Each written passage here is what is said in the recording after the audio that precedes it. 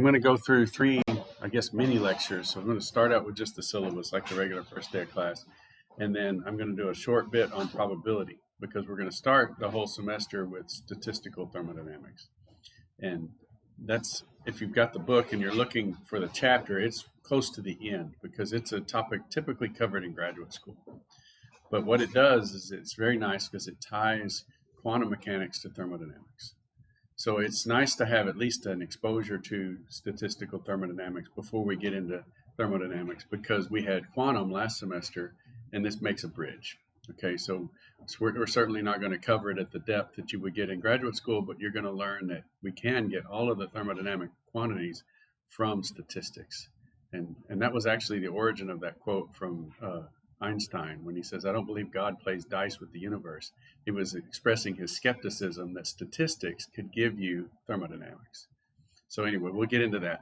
But let's start with the syllabus. And it's a standard syllabus, very similar to the fall. So you guys kind of know the way things go.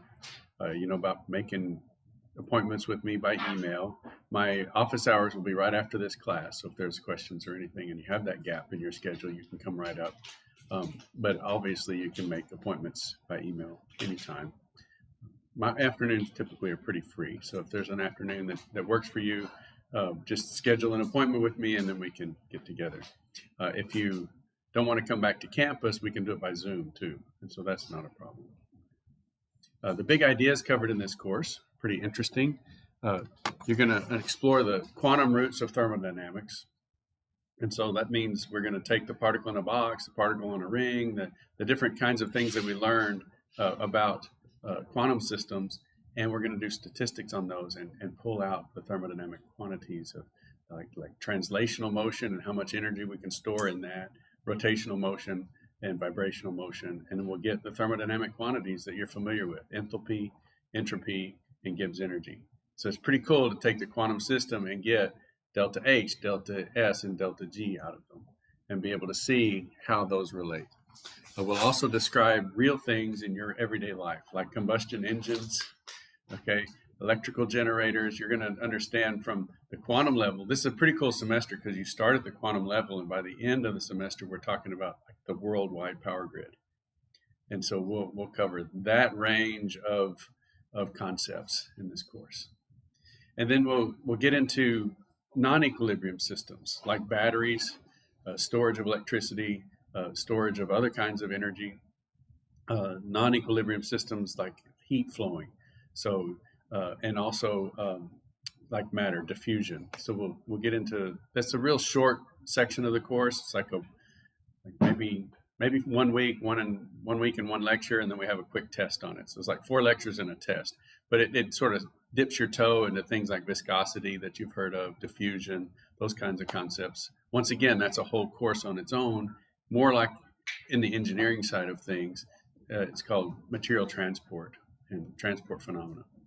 And then we'll get into energy sources, sinks, and generation. Oh, and we'll talk about phase behavior too. So that's a big chunk of the course. Phase diagrams, when things boil, when things freeze, what we can do with those things, how things expand when they heat up, etc.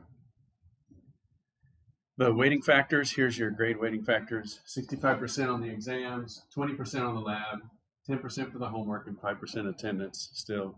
I want to just, I want you to be here because really with this small of a group, I think everybody's presence is important, especially if we do get in discussions. It's good to learn as a community. I think we're getting away from that in our individualistic society and doing everything on our own with YouTube or something. It is nice, you can learn stuff on your own, but it's also good to learn in community. So I really want to emphasize attendance. And that, even though I say I want to emphasize it, 5% is not huge. So if you do miss you get 3 free from the university.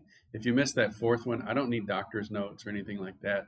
You're still probably going to get a 99.9 if you miss just one more than the 3. So I don't need a bunch of paperwork and documentation. I don't want to spend even 1 hour of my time on something that's 1,000th of your grade, right? So that just doesn't weigh out. So we don't worry about notes or anything like that. I'll just keep the attendance roster and show up all the time. You'll get 5%. So it's great. Attendance and homework. The homework quizzes are very similar to what you did in the fall. each week, due on Saturday. And there are some Quizlet study sets. I don't know if y'all use those in the fall, but they're on there too for thermodynamics. So, we'll try to do some Kahoot quizzes in class too. And then the laboratory details. So there's no labs until week 3, because normally we would start labs the second week. The school in the winter is kind of weird the way it starts in MLK Day. So this year it hits, we have a full week. We didn't want to start labs this week. And then with the Monday lab only, we can't really start lab next week. So it's going to be the 3rd week before we start the labs. And so here's the course laid out in terms of a pathway through the mountains. All right. These are the materials you need in your backpack, right? You got your book, the composition book for your homework, Scantrons. You need 5 of those because we have 5 exams. Those are going to be due on Saturday. The lab reports will be due, the night before your lab on Monday. So those are going to show up on Sunday. Now, that doesn't mean I want you to necessarily have to work on the weekends. I just provide that in case you need to work on the weekends. You can do all your work early. You have all the material that you need to finish these things by Friday and have the weekend off. But I went ahead and put the deadlines on the weekends because sometimes people have a Saturday afternoon off or something like that where they can work. And then we're going to start out with these 5 exams. There's going to be 5 main topics. So the first one is going to be the statistical thermodynamics. We're going to start, here's the little quantum realm signpost where we just came from. Okay, and these little switchbacks are the different lectures that we have in this section. And when we get to the top, we'll be able to calculate the internal energy, the entropy, the enthalpy, the Helmholtz energy, the Gibbs energy, and the equilibrium constant of quantum systems. So that's pretty cool. We can calculate all of those, and then if we have multiple quantum systems, we can calculate deltas. Delta H, delta G, etc. And we can see if something is spontaneous in the forward direction, and we can see what the equilibrium constant is. We'll also learn about heat capacity and how different systems can store heat for us. And then eventually we'll start talking about how we can store heat and use that heat to do work. So that's the next one. We're going to start using work or energy stored as heat in order to do work for us. And so we get into engines and all the different types of engines. So we focus a lot on combustion engines because those are the things that power the world. And then later on, when we get to electricity and so on, over in fossil fuels, renewable energies, and so on, we'll talk a little bit about electrical engines.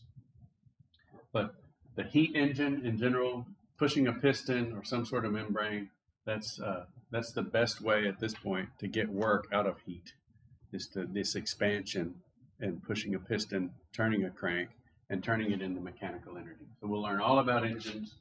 And then we get into phase behaviors. So this next peak is phase diagrams, mixtures, azeotropes, and separations. So you're going to understand now how all the distillations worked when you were taking organic.